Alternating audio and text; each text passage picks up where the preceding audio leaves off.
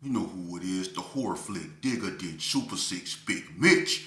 And I'm kicking in doors with all three O's. And I'm breaking 28 101s because we Vegas sons, it's the Chronicles. And you in the Meadowlands. Yeah, you in the Metals, man. And you already know what made me. 530. What that mean? Oh, that boy Desert, baby. Hubba Dub, Scrub, 22-inch gold Dana Danes, and Big Bolo Yang could never be on my claims, man. Nah. Welcome to Vegas Chronicles with the whole Super 6, Mr. Digger Ditch. Big Mitch. And today, like any other day, y'all know what we do. We kick action with factuals with no additives or no preservatives, just raw and uncut. Like, what? Like summer sausages and crackers. You already know. Shout out to everybody that's been supporting me. Shout out to everybody that's been rocking with Vegas Chronicles, man. We're doing it brick by brick, you know. Things have been slow, man. Sorry, I didn't even plan on doing a video today, but it's something I gotta address. But shout out to everybody that's been rocking with me, man. I want y'all to know, man, for the few people that supporting me and my movement, man, you know, I want y'all to know that I'm humble, man. But to jump right off into it, man, I didn't plan on doing no video today. I didn't. But I want to address something because I did a video yesterday, man, and for some reason, a person asked me, is the Gerson Park KINGSMEN and the Rolling 60's still feuding? Is that feud still going on today?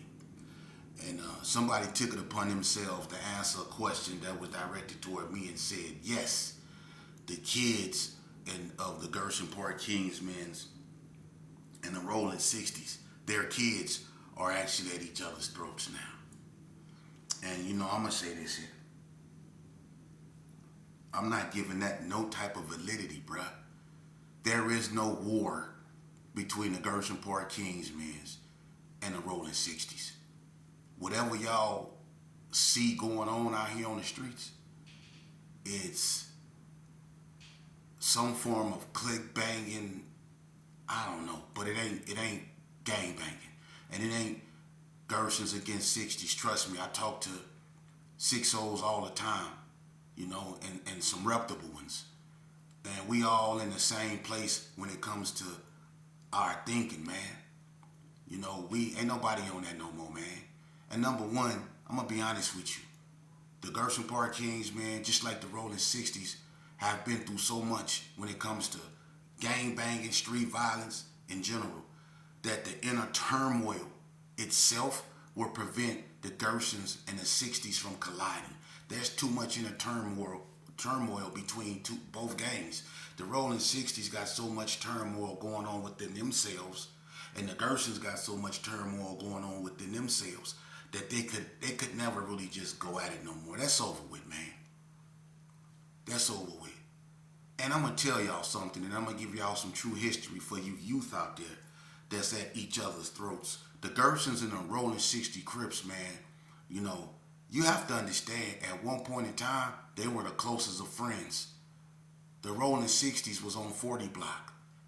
Acorn, Big Alexis, the Big Stabone, you know, Mad Dog and all them, man, Joe Cooley and all them, they were on the block, man.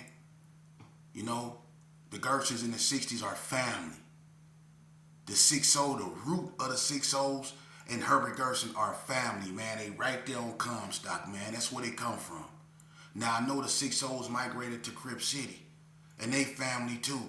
We grew up with the Crip City gangsters. You know, it's never been really animosity like that till later on in the years. But the Gersons and the Rolling 60's have what was family before they was enemies. Let's get that straight. Because a lot of y'all don't understand that, man. The 60's and the Gersons was the closest at one time. They fought together against everything that on the opposite side of J Street. They fought against. You can ask anybody. It was that side against that other side. Before they was Bloods and all that. It was just how they looked upon each other. But when the 60's did form, the Gersons in the 60's was like this, man. And another thing y'all didn't know is that at NNCC, back in 1994, on NNCC Yard, after the war with the Cali Boys, you know, it was the Gersons, the Bloods, and the Rolling 60's on the yard. and you had a Reno car there, and it was ran by a California blood named Baby J. Baby J, Bogart from Pasadena, Denver Lanes, K Loco, Grizz, and a few more of those cats. You know, they were running a Reno car. A California cat is always running a Reno car, basically. But the Rolling 60s and the Gersons had an alliance on NNCC Yard. They were riding together. It was Mad Meech, Chucko, Big Mo D, Said Mac, Romeo, Lanad, OG Roro. They had a nice car, the 60s, at NNCC Yard. But they was linked up with the Gersons, and when Mad Meech got into it with Baby J, it was the Gersons riding with the 6-0s against Baby J and the Reno cats. So the Gersons in the 60s have been linked up for a bunch of you cats that don't even know. What went on the street was unfortunate. And I'm going to tell you something, and this is how you know I'm not lying, man. When whatever was going on the street was at its height and people was really at their throw, when the Gersons in the 60s fell all the way out, why didn't it affect the relationship in the penitentiary? Because I was on Indian Springs Yard when it was at its worst. When it was at its worst between, I say, 98, 97 to 2003, the indictments. And I really say between 99 and 2003, it was on. It was on. But in the penitentiary, I was on the yard with Rodney O, Lil Kool-Aid, Riddler, Killer Cole, Molly Rat, Pootie Mac, Seti Crack. It was a gang of 60s that was on that yard. You know, but we wasn't tripping with each other. No matter what happened, we wasn't tripping with each other. But when one of the 40 blocks hit the yard, the 6-0s would get at them for something that happened way back in the early 90s. But they wasn't tripping with the Gerson about what was going on the street at that time. They wasn't tripping like that, man. But what was going on the street, that was a real woe. That was a real woe. When Poom and Big Kool-Aid was into it, they was really tripping. That spilled out from the streets. When they popped each other, that spilled out from the streets into the penitentiary. And that was one of the coldest fights in the penitentiary. I wasn't there to witness that fight, but you heard it throughout the penitentiary. Whenever there's a good fight, and I'm going to do a video on some of the best fights, you know, throughout the prison system and in Vegas. But that Kool-Aid versus Poom, that was one of the best fights ever in the penitentiary from what I heard. You had Kool-Aid, who Vern Lee, he grew up boxing. So he had speed, precision, and all that accuracy. But Poom, he grew up fighting too. You know, and Poom had that power, and Poom was a dog with it. Poom was pure power, knockout power. So you had two dudes that was from here, they was savages, and they went in the corner. They say over there at NNCC, and they fought like 5 times. You know, that's what you call a real beef. You know, or the situation with Spike and Lil Bread, or the situation with Spike and Cornbread. You know, them is real beefs, man. You know, we had issues with the 60s on the street, man. That was bad. You know, but what's going on today is not near a mere reflection of that, man. Though these cats out here, these youth out here, they don't even know why they banging, man. That's not a representation of what was going on back then, man. Let me tell you something. The reason why the Gerson is going through, and I'm going to tell you something, I'm not going to put nothing on the 60s right there because that's their story like that. But from where I come from, the reason why a lot of unfortunate stuff and the reason why we passing away, unfortunately, the way we passing away, look at the stuff that went on when we was warring with people. Everybody seems to forget, I talk about it all the time, that intuition of a woman. And everybody heard that phrase, there's no fury like a woman that's scorned. Hell has no fury like a woman that's scorned. Now, y'all remember on Hart Street, for the people that's from Las Vegas, You remember on Hart Street, back in the days when that 13-year-old girl, I think that was Trina from 40 Block daughter, if I'm not mistaken. Big Trina from 40 Block.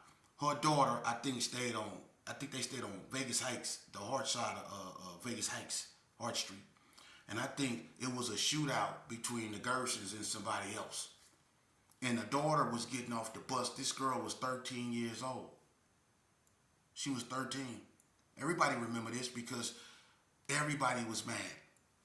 And she was simply getting off the bus going home.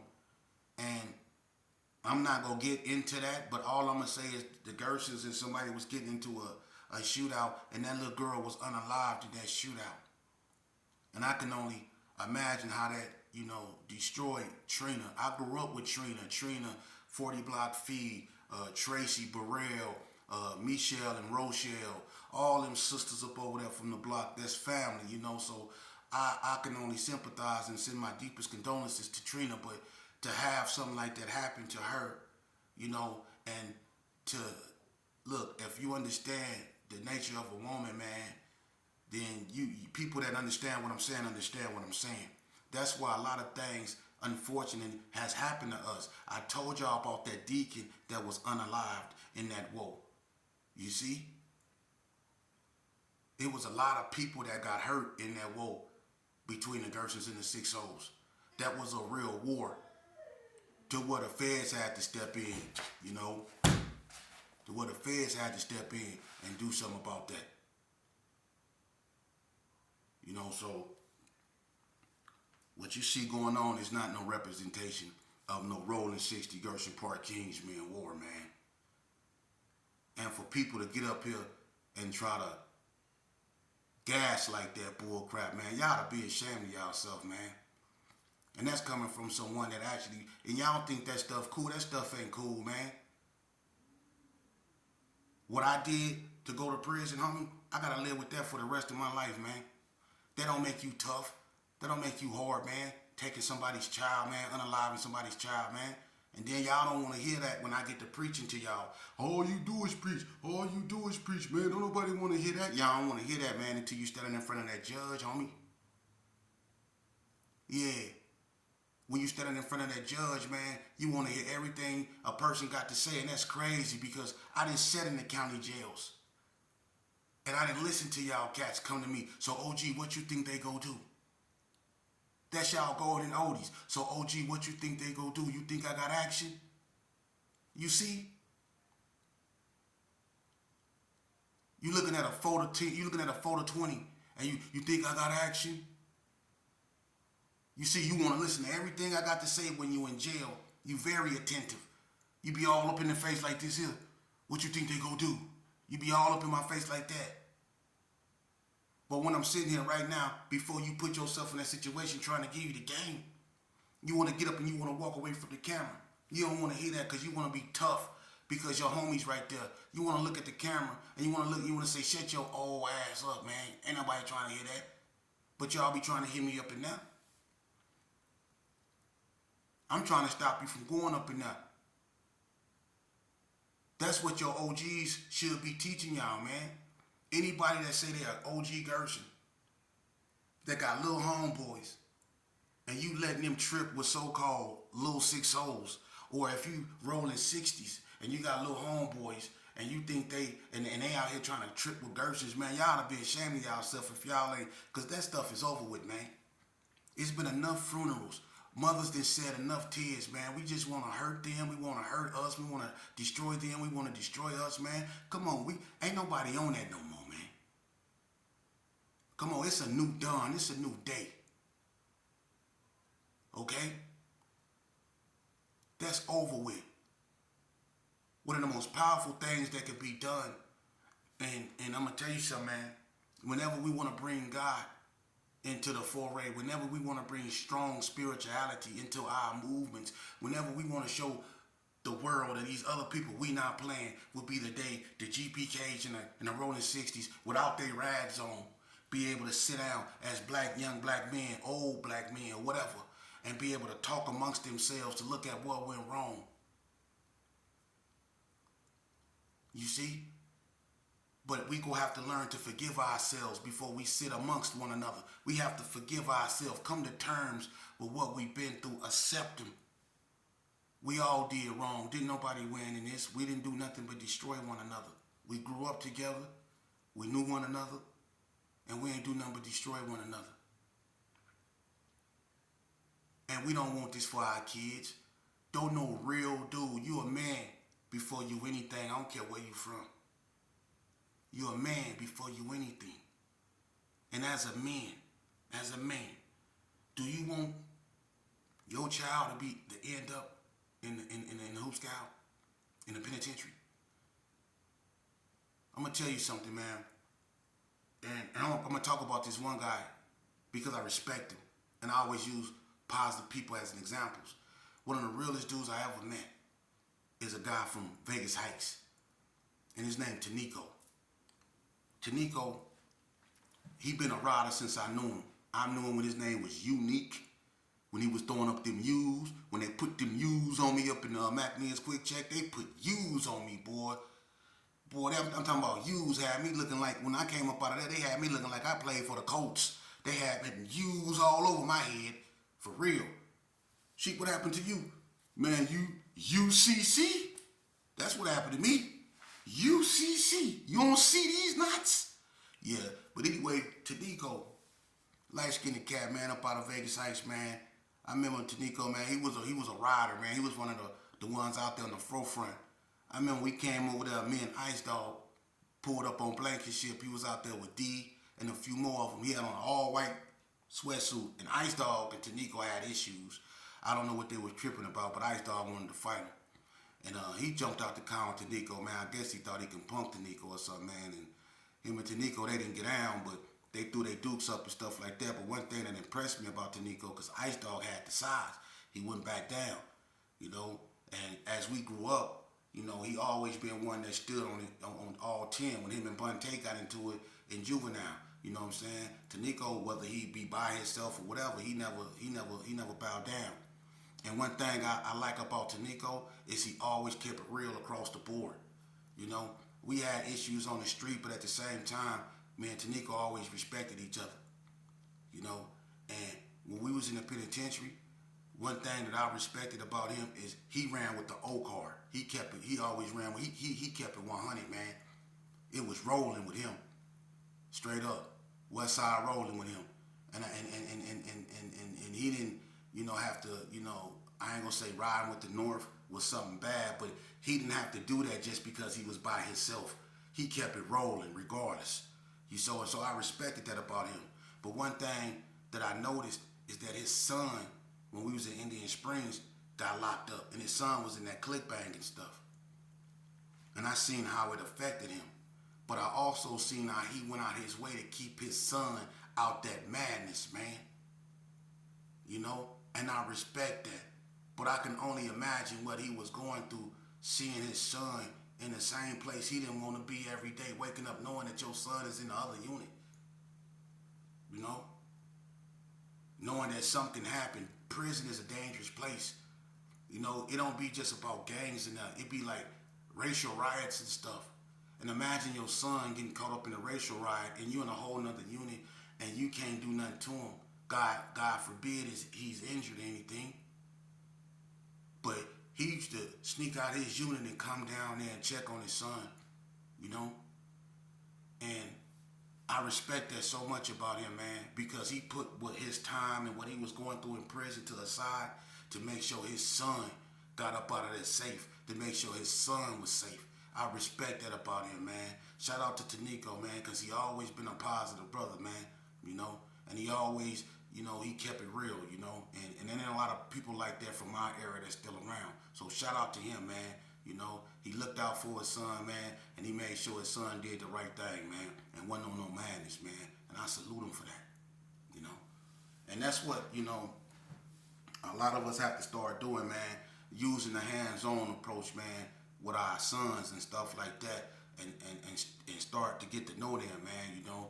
And for you youngsters out there that's fortunate enough to have a father, he might not be who he used to be in the streets, man, but at the same time, if you blessed to still hear your father's voice and he want to be in your life, give him a chance, man, and hear him out, because he's seen things and been places that he probably don't want you to go, you know. And it's gonna be a day that come where you gonna want to hear those words, man. So honor your family, man. Honor your mother. Honor your father. Them is your true homeboys if you blessed to have them in your life. Them are your true homeboys, man. You know? And you know what's another thing I want to say, man? I want to say this shit, man. You got people making videos about the Playboy Bloods, and they're using one video that some white dude did made, and they capitalizing off that. So I guess now they taking Vegas serious. At first they thought we was just about casinos and strip clubs and stuff like that. Now they see Vegas as it used to be grimy out here, real grimy out here. I spoke on the Playboy Bloods. I spoke on the altercation that they got into it with the 50's. And I told you how, that situation didn't go too well for the 50's. Well, they did a whole thing on the Playboys, and you see how powerful they say they was. So apparently I went line. I told you that they was riders over there in Sherman Garden and the Jets. But to have a cat that don't even live out here from Vegas narrate something and get some paperwork from somebody or somewhere and put that together, and then other people take what he did and they run with it. You see? So I guess that's what the internet about. It's just about creating content regardless if it's about the truth or not. That's why I keep mine raw and uncut like summer sausages and crackers. I don't want all that stuff. You could take a cup of coffee and you could put creamer and sugar and all that stuff up in it to make it taste good. And it's gonna be sweet and all that. But keep doing it, you ain't gonna get none but diabetes. I like coffee strong in its form and its way it's supposed to be. That's how coffee's supposed to be drunk. Not with all that additives and preservative stuff. Nah. You see? But I see that's what the internet is about now. It's about dressing your channel up all fancy and pretty and putting colorful stuff on there and thumbnails and lies. That's what it's about. You can dress up a lie good. It's still gonna be a lie, just like you could dress up the truth horribly. It's still gonna be the truth. So when they talk about Las Vegas, man, I just shake my head, but that's what's going on. But my thing is this right here. When I interview people, and I'm gonna interview more people, I will go. I got a person told me that OG, I think Big Looney from 60's want to get with me. Shout out to Big Looney, man. I love to do an interview with Big Looney. That was a reputable figure from rolling 60's at one point, man. And him, Torture Chamber, Mad Beach, Big Jed. That's another one, Big Jed. I love to interview him too. Romeo, all those cats up over there. Alexis, Harrio. Then with some riders up over there, man. Torture Chamber, all those dudes. Slowpoke, all of them, man. They was some riders. Blake, Shaky, all of them. They was some riders over there, man. So shout out to the old heads, man, and Big Looney, man. Whenever we can get together, man, and I can interview me, I love to interview you, man. So yeah. But I think the OGs as a whole, we should all come together, man, and come up with some type of platform, man, for real, man, and really come up with an agenda on how we can go at these youth, man, because you got people that represent a lot of areas up around here that still yield some type of influence, man, and I think we should take that influence before it withers away, and try to apply it to something positive and constructive, and we can build off that, man. While we still have some of these youth attention, we need to put all our influence together, man, and come up with something, man, so these youngsters can have another reason, to get out these streets, man. Because right now, man, the reason why they're in the streets is because they don't have nothing else to do, And we need to show them, man, and encourage them that there's other things that they could do, man. There's other ways that they could be heard, that they can become known, because that's what it's all about. Everybody want to be respected. Everybody want to be feared. Everybody want to be known. That's what everybody want. They want that form of self-esteem. But there's other ways you can attain that, man. That same euphoria of self-acceptance of a goal, that's self-fulfillment. You can get that in other means, man. It don't have to be taking it from somebody or becoming known in an uncivil way. You know, having a lengthy criminal record, that shouldn't define you. Having a GED shouldn't define you neither. You worthy of a college diploma. You worthy of a degree. You worthy to become a CEO. You see, you don't have to become a rapper, a basketball player, or a football player. There's too many black boys that grow up believing that that's all they could be, is some form of an entertainer. You can actually get out there in corporate America. You can use your mind. You can get out there on Wall Street. You can become a senator. You can become an attorney general. You can become the president of the United States of America. You can become anything you set your mind to. But when you got nonsense on these internet that constantly promote, depressive stuff like pull up or paperwork or DP and all that old stuff, man. Come on, man.